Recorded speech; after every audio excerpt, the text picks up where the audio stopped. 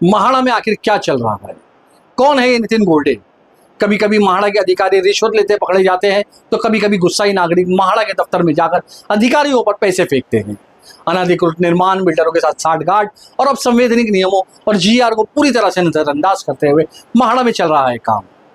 ऐसी महाड़ा की कई घटनाएं हमारे सामने आती रहती। देवेंद्र फडणवीस जो अपने स्वच्छ शासन और पूरी तरह से अवैध कामों के लिए महाराष्ट्र के मुख्यमंत्री के रूप में जाने जाते हैं, उनके शासनकाल में भी ऐसा होना यानी उनके अपने चरित्र के विपरीत काम महाड़ा में हो रहा है और वो ऐसे मामलों में अपने ही मंत्रियों का खुलकर समर्थन कर रहे हैं। जी हाँ दोस्तों, आज हम आपको Maharashtra housing and area development authority यानी महाड़ा में चल रहे घोटाले की जानकारी देने हाजिर हुए हैं। वैसे तो महाड़ा हमेशा से ही भ्रष्टाचार की वजह से खबरों में रहता है, चाहे वो भ्रष्टाचार वाले राजनीतिक दल द्वारा नियुक्त किए गए अध्यक्षों ने किया हो, सदस्यों ने किया हो या फिर सरकारी अधिकारियों ने किया हो। आज हम आपको भ्रष्टाचार का एक दूसरा रूप दिखाना चाहते हैं जिसकी खबर टाइम्स ऑफ इंडिया में भी छपी है। पारदर्शिता और शासन के बारे में गंभीर चिंताएं पैदा करने वाली एक घटना में योग्यता आधारित भर्ती प्रथाओं को दरकिनारे करते हुए 23 रिटायर्ड अधिकारियों को महाराष्ट्र आवास और क्षेत्र विकास प्राधिकरण यानी महाड़ा कार्यालयों में विशेष कार्य अधिकारी OSD officer on special duty के रूप में नियुक्त किया गया है। दरअसल 2016 में उस वक्त के सीएम देवेंद्र फडणवीस ने एक संकल्प जारी कर रिटायर्ड अधिकारियों को कॉन्ट्रैक्ट बेसिस पर विस्तार यानी एक्सटेंशन देने के कानून को हरी झंडी दिखाई थी ताकि उन अधिकारियों के तजुर्बे से फायदा उठाया जा सके। लेकिन महाड़ा में अब उस कानून से खिलवाड़ किया जा रहा है। एक्सटेंशन कॉन्ट्रैक्ट के 3 साल पूरे होने पर भी ऐसे OSD को जारी रखा जा रहा है और ये सब राजनीतिक दबाव में हो रहा है। RTI कार्यकर्ता जितेंद्र घाड़गे द्वारा प्राप्त दस्तावेजों के अनुसार इन 23 OSD में से 10 को महाड़ा मरम्मत बोर्ड सौंपा गया, जो शहर में पुरानी और जर्जर इमारतों को रखरखाव के लिए जिम्मेदार एक प्रमुख विभाग है।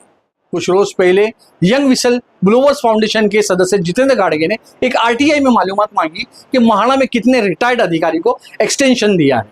दर्शकों, RTI के जवाब में चौंकाने देने वाले तथ्य सामने आए कि महाड़ा ने 23 रिटायर्ड अधिकारियों को OSD यानी ऑफिसर्स ऑन स्पेशल ड्यूटी के तौर पर 3 साल का एक्सटेंशन दिया था।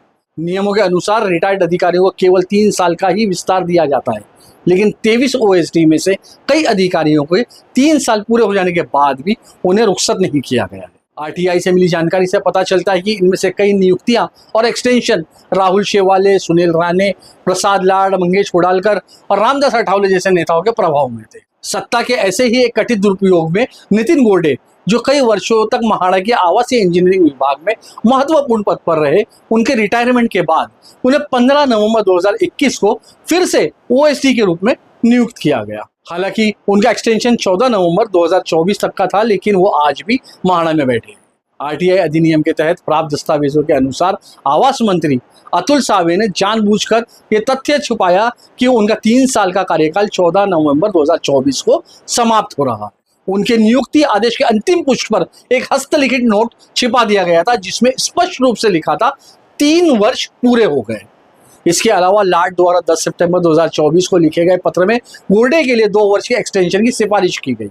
RTI अधिनियम के तहत प्राप्त आदेश की एक प्रति के अनुसार पत्र में गलत जानकारी दी गई थी जिसमें दावा किया गया था कि OSD के रूप में गोल्डे की नियुक्ति 30 अगस्त 2023 से शुरू होगी।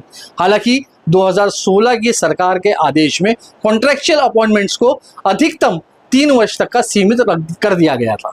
2023 में विधायक कैलाश गोरंट्याल ने विधानसभा सत्र के दौरान दादर में लोकमान्य नगर प्रियदर्शनी हाउसिंग सोसाइटी के पूर्ण विकास में भ्रष्टाचार के आरोप लगाए थे। ये आरोप गोल्डे के खिलाफ थे। हालांकि इंटरनल इन्वेस्टिगेशन के बाद महाड़ा अधिकारियों ने गोल्डे को सभी आरोपों से मुक्त करते हुए एक रिपोर्ट प्रस्तुत की और उनके एक्सटेंशन प्रपोजल को क्लीन चिट दे दी गई थी।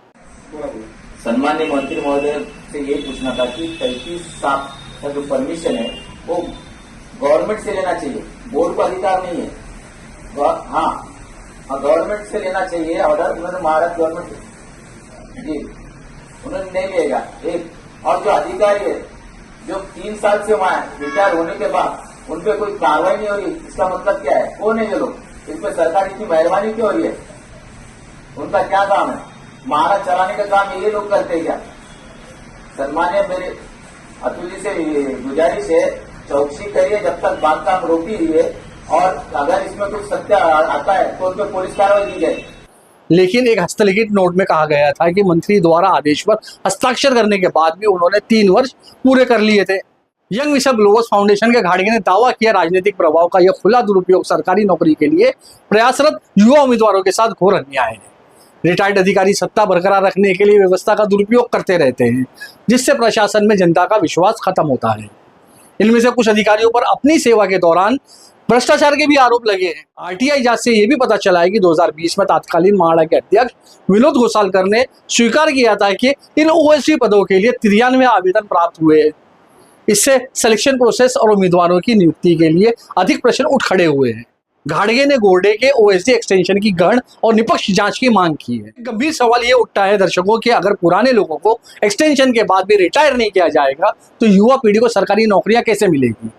हम जनहित में मुख्यमंत्री देवेंद्र फडणवीस से पूछना चाहते हैं कि क्या आप इस गोरख धंधे पर लगाम कसेंगे या फिर आपकी सरपरस्ती में नौजवानों को बेरोजगार ही रखा जाएगा। क्या महाराष्ट्र के मुख्यमंत्री स्वयं इस मामले को अपने निशाने पर लेंगे और सही कदम उठाएंगे, पूछता है महाराष्ट्र। शुक्रिया दोस्तों, मैं मलिक फरीदी, खबर एक्सप्रेस न्यूज।